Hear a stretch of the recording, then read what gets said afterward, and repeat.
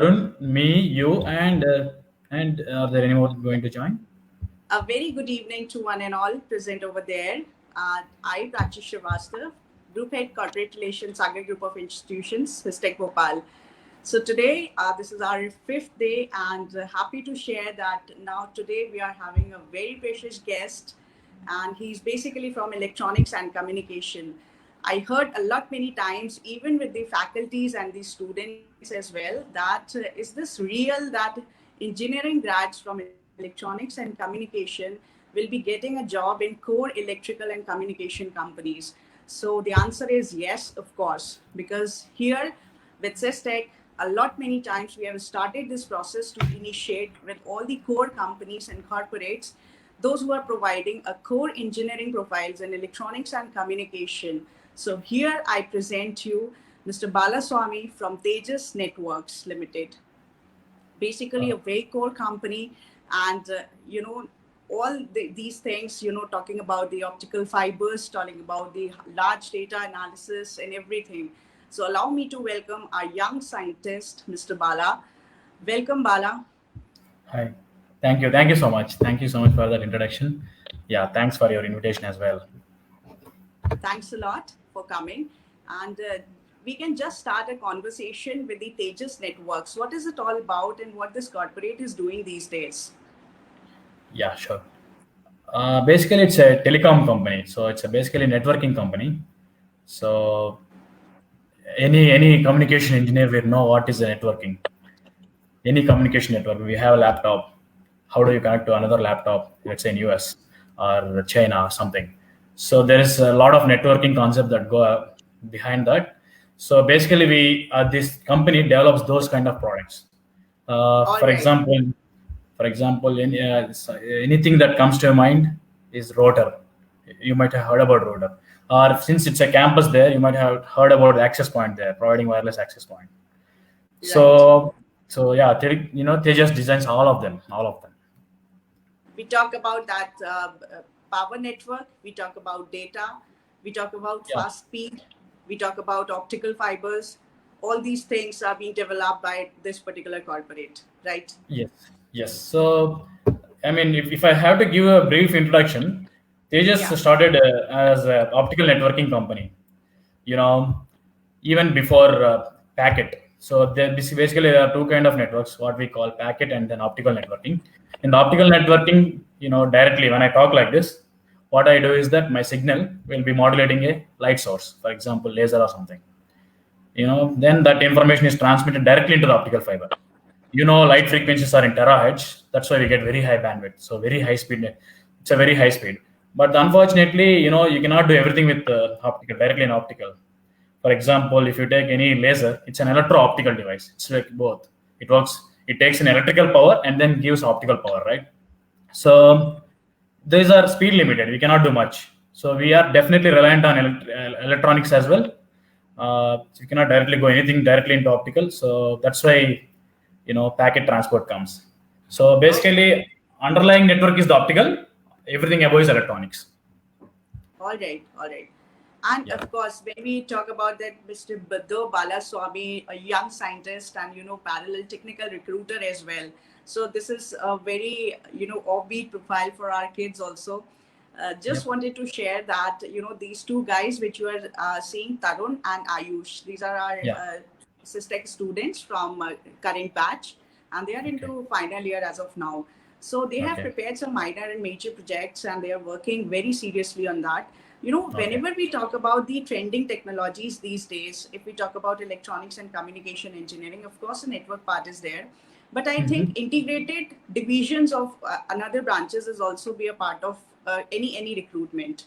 Correct. Correct. Right. Correct. So, Yeah. being a young scientist, what do you want to suggest these guys about trending technologies, or talking about next 3 to 5 years? What all strategies we are up to take, these freshers integrated so that they can also have a core profile? So you're talking about integrated electronics, right? Not Yes, the integrated yes, photonics. right. Correct. So let me tell you frankly, whatever technology you work in, the people in that domain say that this is a multi-billion-dollar market. Exactly. So it doesn't matter. But as of now, in India, if you take electronics is like it's like a boom. For example, let me give you a very big industry called Global Foundries. So they collaborate with, you might have heard about IMEC. It's in Belgium, which is the best electronic fabrication foundry. So yeah, it's a big industry. I mean, I would say, as of now, for an electronics guy, and both telecom and electronics guy, going in purely into electronics domain, like integrated electronics, any kind of fabrication from transistor to any kind of chip which does a complete end-to-end system functionality. And then there is another, of course, we always need a software guys for any hardware, any system that we design, correct? So yeah, these two, yes, correct. Yeah, So these two are the trending fields in industry wise, similarly research wise as well. But why I'm saying about India is that in India we are very comfortable with electronics and software. Optics, it's not as much as it is in, let's say, Europe or US. Okay. So for example, integrated photonics itself is another field where you can get a very good number of projects and then very good companies in US, Europe. But it's very difficult in India. But integrated electronics, that's like people, oh, I want you, man. Please come and join us. So please work for us like that. Similarly, software. So remember that both are important. All right. And if we talk about this COVID era, but of course, each and every industry in India and abroad, it is get affected very badly. But if you talk about, the hiring patterns and change in technology, so what you will suggest, like Tejas Networks, is what all, strategies they are working to come back to new normal and provide boost of these, give a push back towards this particular era. Anything in specific? Yeah, COVID, even though it's a bad, I mean, we have to agree that it's a bad situation. But of course, any bad situation comes with an opportunity. So now that people are working from home, now even we are talking like, if it is for before 5 months, no, I would have coming there, or we would have been inviting people there and then give live direct talk there. But now, see, because of COVID, we are doing everything virtual. So telecom companies, especially networking companies, by the way, I mean, let me clarify it again. Networking means people who do hardware design, for example, integrated chip design or PCB design, and software. Who codes algorithms for routing and all of that. They all come under a networking people. Okay, they include both hardware, software, management as well. So why I'm saying is that COVID has helped the telecom industry very good because they have provided more opportunity to provide broadband internet connection for each and every home. Right. So and it's a necessity these days. Correct. We are very much on the technical gadgets now. Yes. So as of now, I mean, from a telecom guy, I can say that it's good for me because we are providing. I mean, now customers, more number of customers are asking, hey, I have to provide internet connection for this section of the village or this, because now I cannot. What is that online treatment? Even doctors are not going to the hospital, right? They are doing treatment through WhatsApp. They need to have broadband internet connection. So for telecom, it is very good. But I heard that even for R&D companies like Qualcomm or Broadcom, they do a lot of chip designing, right? Microprocessor, whether it's a microprocessor or network and everything. They are correct. also talking about these speeds and how. Right. Yes, so my friends who are there in that, they are not getting laid off. It's very low level jobs that are getting laid off for this. Industry need them as of now. Yes. Right. See, how does this business work? Is that as a telecom company, if I can't make hardware that is out of my capabilities, then I just buy it from the person who makes it. Since internet is in demand now, broadband connectivity is in demand, so are the entire networking products. Okay. So that's why Qualcomm cannot remove people who design chips for them, who make a lot of chips and then a lot of R&D and a lot of products for them. So I would say job opportunities wise, I agree that there is a lot of competition for software, for especially let's say these big data companies like Amazon, Google, or something, Flipkart, and all of that. But other than that, hardcore electronic companies like chip design companies, telecom companies, no, they need people definitely. So I mean, it's a good opportunity for electronics and telecom people, I would say. All right, that's a good news We can for. talk in more detail when these people have any personal questions. No, I can give more specific reasons, more They will specific discuss details. you. Yeah, they will discuss you in the later part. But Sure, sure, before that, sure. could you please elaborate the laser technology which you are coming up with your new projects? Yeah. So, by the way, let me give you a brief introduction about myself. I did a BTech from ECE, Hyderabad, JNT Hyderabad. Then after that, I wrote GATE exam and then came into IISc where I did telecom. So it's again wireless. So wireless. Okay. Suddenly I changed my field to optics. So in my PhD, I entered into optics. So my All right. PhD work is full of lasers. So I don't know if you people have know anything about lasers. My job was to build lasers, which gives so much power that if I have to give you a context, if you focus sunlight with your whatever lens that we use, magnifying lenses, you get some what is called intensity, so that can burn anything, right? So you multiply that with 10 power 6, that's like 1 billion times. So those much power. So fiber, right? It's just a 100 micron fiber. So through that power, we generate that much. Through that fiber, we generate that much power. So yeah, where are these applications involved? Is that basically they are used for defense industries, especially US. That's why these kind of research is done in US. So in US, for defense, directly shooting the missiles, or and then all the manufacturing industries. If you want to cut something, for example, you see barcode in the system, so that is engraved by a laser. Or you see a door for a car, which is very nice, or glass for a car. All that is done by lasers only. So that's manufacturing and industrial. In medicines, of course, LASIK, whether it is LASIK or internal surgery or endoscopy, all is done by lasers only. So yeah, my field was morely about the high power lasers that I have built in my PhD for 4 years. So if you have more interesting applications or more interesting doubts about it, I can elaborate on that as well. Right. The more technology you need to explore, the more research you have to undergo. So it was like Correct. keep on learning. It does not matter that what all degrees you are having, but it does matter Absolutely. that you are opting for continuous learning these days. And this Absolutely. is a very good part of this particular era that you have all the opportunities to learn technically and non-technical even aspects, Yes. Yes. Yes. explore your particular field. So Yes. now I'm asking both these students that they have something in their mind related to their internships and their future Okay. career. So please Sure. guide Sure. them on the basis of their projects. So Sure. Tarun, can we start with you?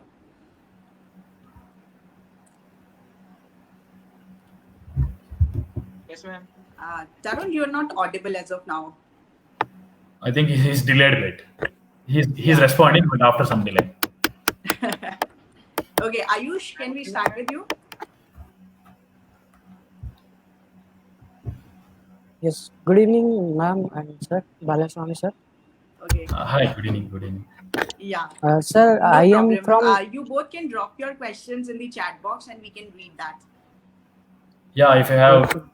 you are not getting chance to speak, you can just drop them while speaking as well. Yes. These days, what is happening over this particular area, like students are coming up with a very good streams of engineering. But Okay. there is one common loop we can say, like only IT jobs are available. This was the Okay. myth of the this particular grads. Even I can address, like there may be a chance of big IT companies that they are hunting properly and they can opt for easily work from home category. So it is good that they have unlimited jobs for the all the category of engineers. But as far as these core brackets are concerned, I personally think that whatever they are learning in these many 3 years, they have a chance to opt for such opportunities which provide them exemplary learnings towards a particular bracket. Even then, we could understand that BTech course is not the enough course that they can start their research and development. But still, they have a perfect collaboration with the industries, and they have all the opportunity to learn through live projects, through internship, and through placements as well.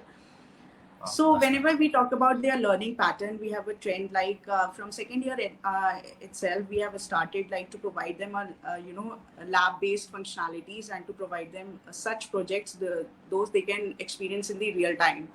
So it gives them a good exposure towards the industry. So it's good that networking industry is coming up to a very, very good positive note in this COVID era. And you are up for it. And very good news for the SISTec students that Tejas network is on for the SISTec guys. Correct, So correct. we are providing you internships, and Balaswamy is the recruiter in himself. So he would be reading out all the projects so that he can guide you, as well as he can also help you out towards your placements in the core industry Yeah. segment. No. I'm not a recruiter. But you can judge those students. I can guide you how to be a good intern at Tejas. You help what them. is required. Yeah. Correct. Exactly. Correct. So all these students get to know about what all things which you can turn up towards a particular project as far as their minor projects are considered, and what your requirements as a technical part, so that the student can learn all these things with a particular duration of time. Yep. Yeah. Go on, please. No, if for Tejas internship, I agree that I don't know. Do we learn computer networks in third year of ECE? I forgot actually. Tarun and Ayush, you can help me out. When do we learn computer networks course? No, sir. Computer network lower course has not done yet. It's not there, is drop it? your message in the Dropbox. Yeah, So sure. till now, communication and radar is not there, is it? Yeah, Yes, you're sir. learning in the second year, I guess. Computer networks like that thick book, Thanenbanam or something we read, right? No, sir. Computer network is not done yet. Okay, So you can that's go fine ahead. then. Yeah, maybe you will get it in the get it in the next year. I think in the final year. EMT communication systems I have done, but Huh. a computer network is not there in our syllabus. Okay. Are these people? Okay, that's fine. So as of now, okay, maybe it's okay. I'm checking Ayush question. Sir, my question is, if as a fresher I want to join in as a network or embedded engineer, which technology should I focus on? Which will be trending in the next 3 to 5 years? Well, for networking and embedded engineer, which technology should I focus on? Okay, as of now in this COVID era, the technologies that I'm talking about is wireless. That includes 4G and 5G both. Okay. This technology requires both network engineer as well as a communication engineer, not only embedded engineer, network engineer, communication engineer, and embedded engineer. So all three of them are required. So since you might have already started studying about analog communications in your third year, correct? Digital and analog communications. So yeah, textbook is good. I agree that textbook is good. I don't know what textbook do you read. It depends on how you look at it. For example, if you look at it into a very basic level, concept-wise, conceptual-wise, if you are strong, then it will automatically give you motivation to see how industry is working on it. Okay, you can check on online or YouTube or wherever how, let's say, 5G is implemented or 4G is implemented or LTE is implemented. So that is one technology I can think for a telecom and electronics engineer. That's one technology. Other than that, again, that's like a big technology. Let me tell you, 4G and LTE is a big technology where it starts from a chip which has a radio, processor, memory. So, for example, if you are a what do you call analog electronics guy, how do I say it? Once you specialize after BTech, no, in BTech we call ourselves as EC, right? Electronics and Communication Engineer.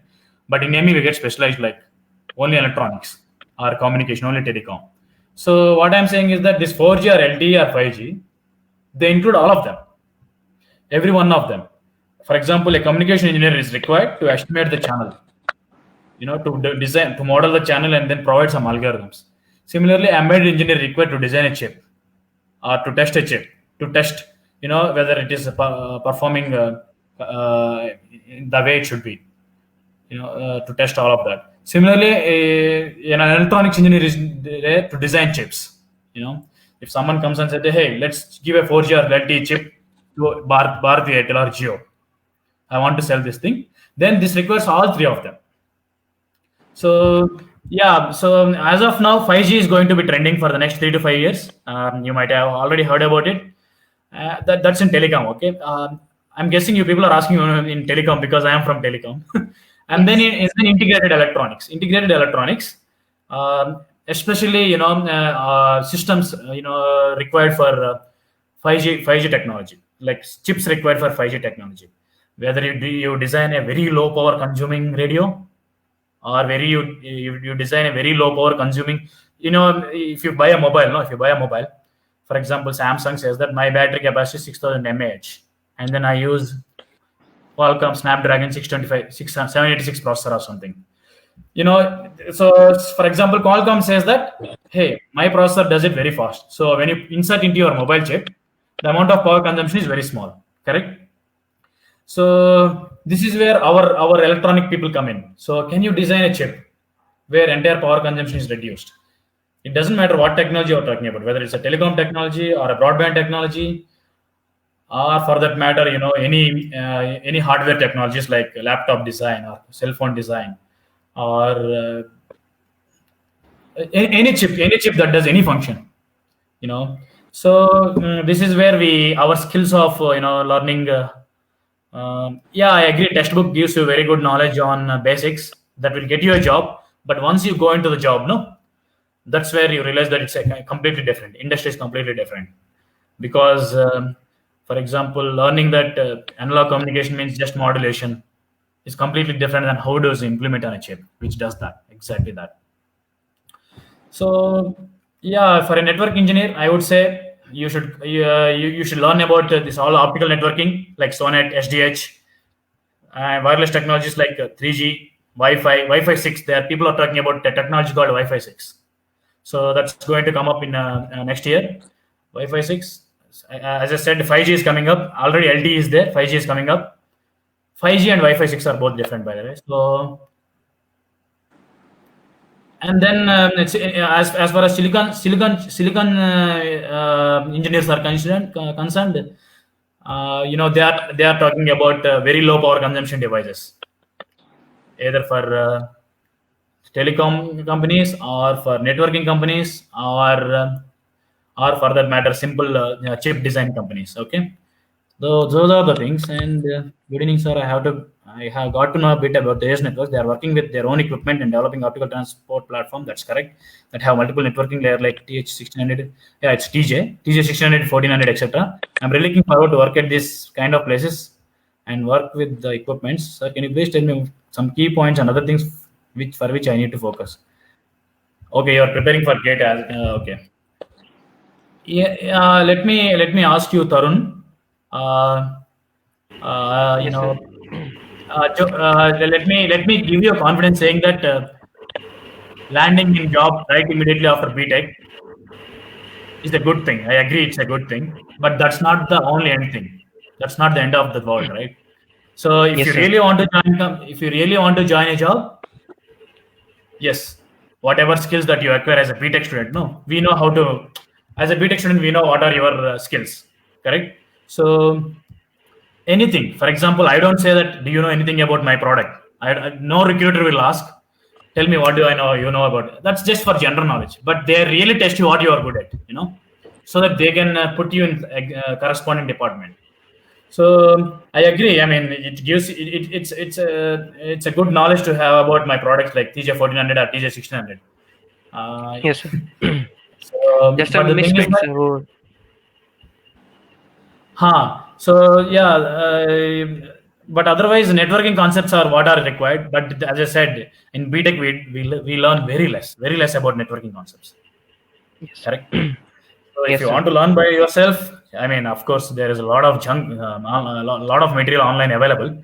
You can take a course, especially from MIT or YouTube, or anything, or in any NPTEL free video course that is available on computer networking. I mean, pretty sure as soon as you start talking about it, no, they'll hire you like, oh, this guy knows everything, and then they'll put you in a little bit in a higher position. But assuming that you don't know any of those, but you are good at what you are good at. For example, as a ECE guy, I expect you to learn what is a transistor, how does it work, or how does the analog communication work, why digital communication is better than analog communication. Or can you design a circuit which does demodulation, or can you design a circuit, if you learn optics, can you design a circuit which does optical to electrical conversion? What is the requirement? All those small things only they'll test. For example, say, imagine if you go for a PhD. I mean, it's just like any other company, by the way. PhD interview is also like that.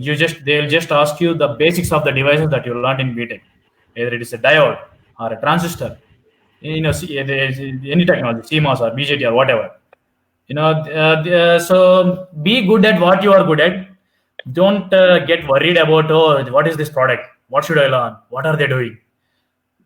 Companies are they don't expect you to know everything A to Z. Yeah, networking concept. What is networking? What is this product doing? I mean, how does this fit into a networking? How does this qualify as a networking device? All these things are expected in a very high level. You don't have to say, okay, sir, TJ1400. Oh, this is used for packet transport. If you say that, no, I'll be very happy. Don't rather than I don't expect you to say that. Hey, which communication protocol goes inside that? At what layer? How many layer device it is? Layer 2, layer 3, like that. So I don't expect all of that. So if you like electronics, I mean, what subject do you like, Tarun, in electronics in your course so far? Sir, electromagnetic theory and communication as well. Yeah. So be good at it. Those are the core for us, right? Those are the core for us for any job interview or higher study interviews. No, these are the basics of these things are expected from you guys. So, sir, as an intern, what skills do network companies expect? Well, I never did any internship, but since I'm already working in Tejas network, no, I know what skills are required. So yeah,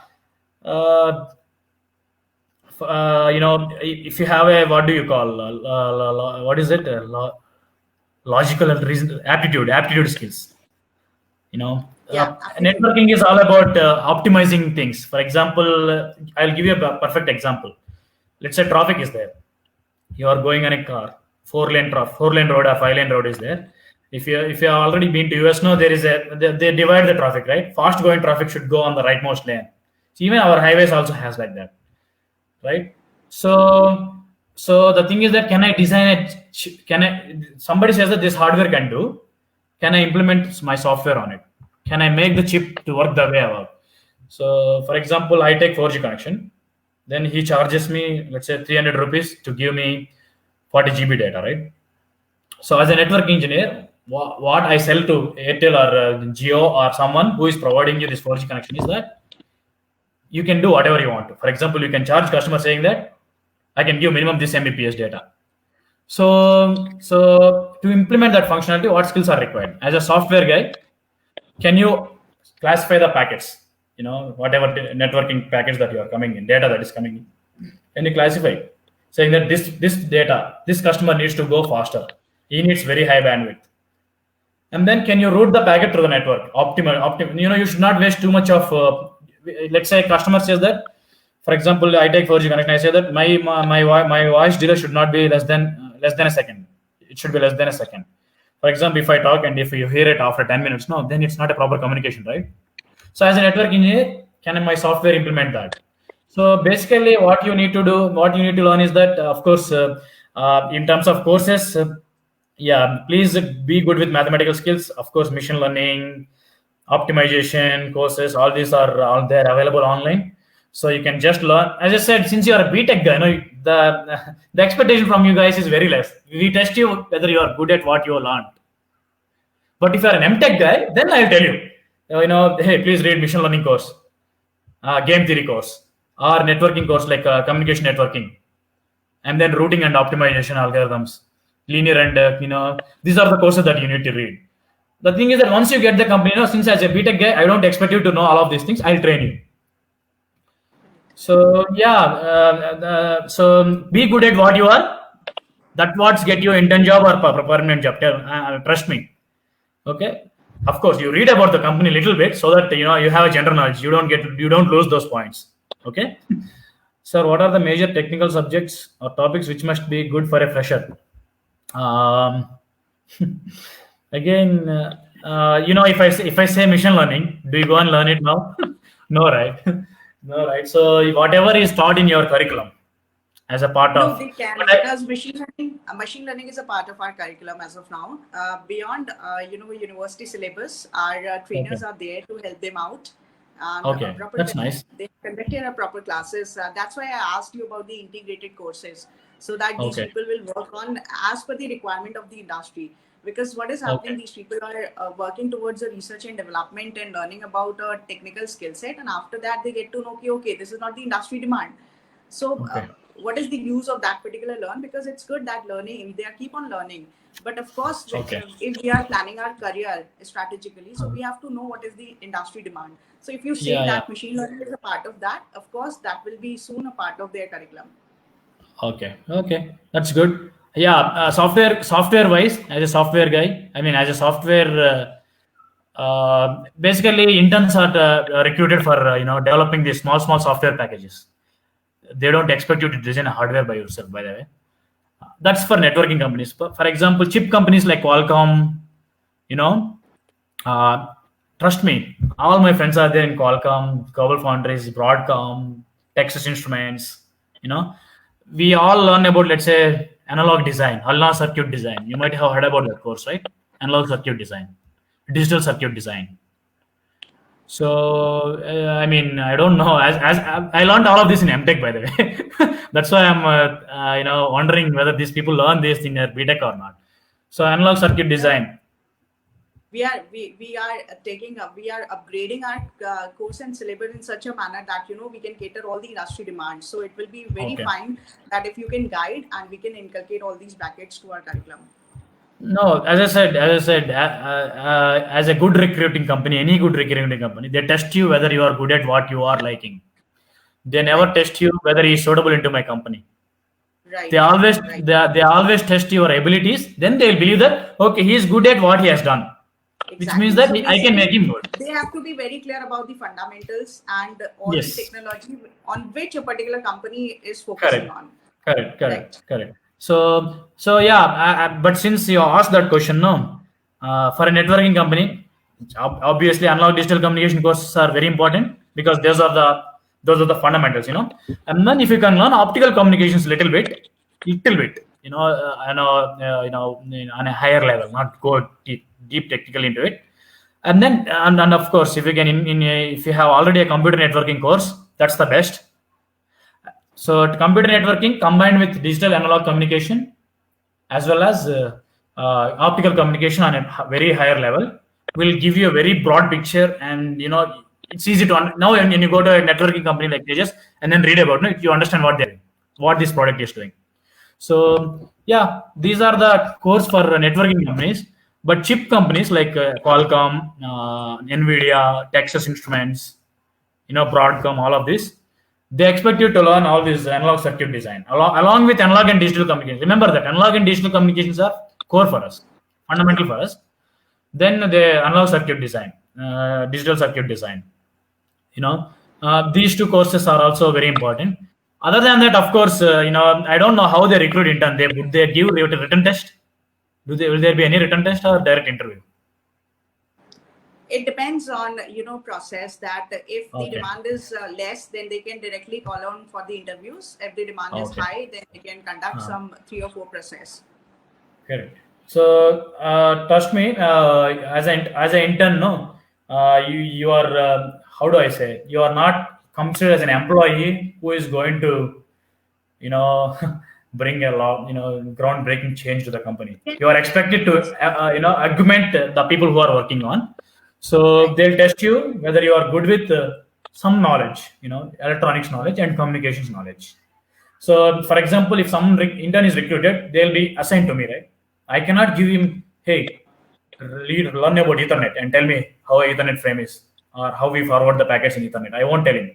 I'll tell him, hey, this is the small software that I need to. Can you write a MATLAB code or can you write a C code or Java code or Python code, whatever.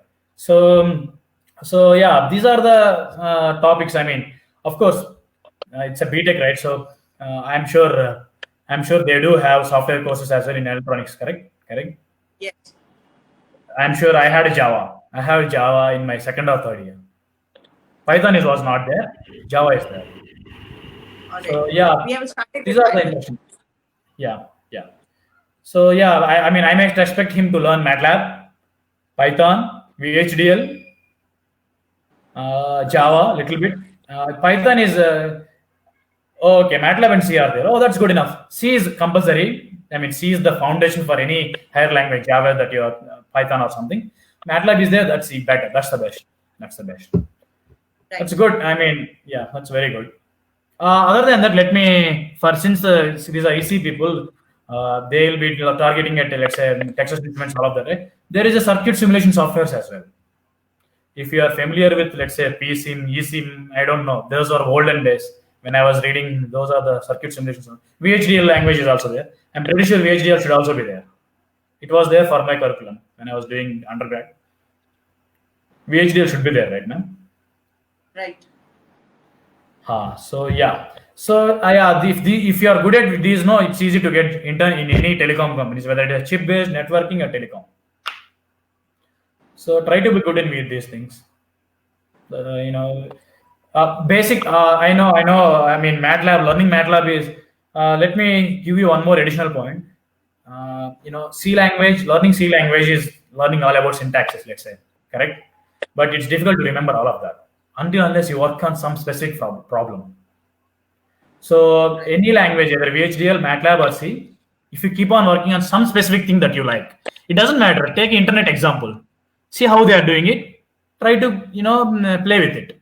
You put that in a C compiler or a MATLAB compiler or VHDL compiler. Try to tweak it. See what is happening. That obviously creates increases the curiosity of you learning things, understanding the syntax that you learned better. So yeah, that's the additional point that I have. Yep. All right. What else are there? Yeah. So I would like to now conclude the entire conversation as for the points goes. Like number one, to all the electronics and communication engineers out there, don't worry that COVID has not predicted your career as of now. A number of possibilities are there, and especially in the networking area. All the broader topics which Tejas Network has suggested, they are working on that. And yes, freshers are always welcome if they are having and they are working towards the core bracket of engineering, especially in optics and network engineering. Second thing, they have to learn the technology which is focusing and integrated towards these learnings. For example, C++, Java, and the other languages. It is very good that if you are learning Python or machine learning, so that you can opt a logical development towards circuits and all the initiated projects. Third thing, whenever you are trying to get into the core companies, it is very necessary that you have to be very flooded with all the knowledge aspects as far as your all the 40 subjects are concerned. So it is not something, choose a little bit and, learn a while, because you are doing a major in a particular subject or a bracket, then you have to know what the fundamentals and their applicability, more to that, because reading and to understand subject is one thing, to apply it and their implication and applicability is the another thing. You have to learn both these things. And that's why your lab practices should be very finite. So thank you so much, Bala, for this, beautiful insights of Tejas Networks. And I really appreciate that you spare some time for us and, guide our students on the basic technologies, which is very essential for the coming on their career path. Thank you so much. Thank you so much. Thank you. Thanks a lot. No problem. Thank you so much. Have a good day.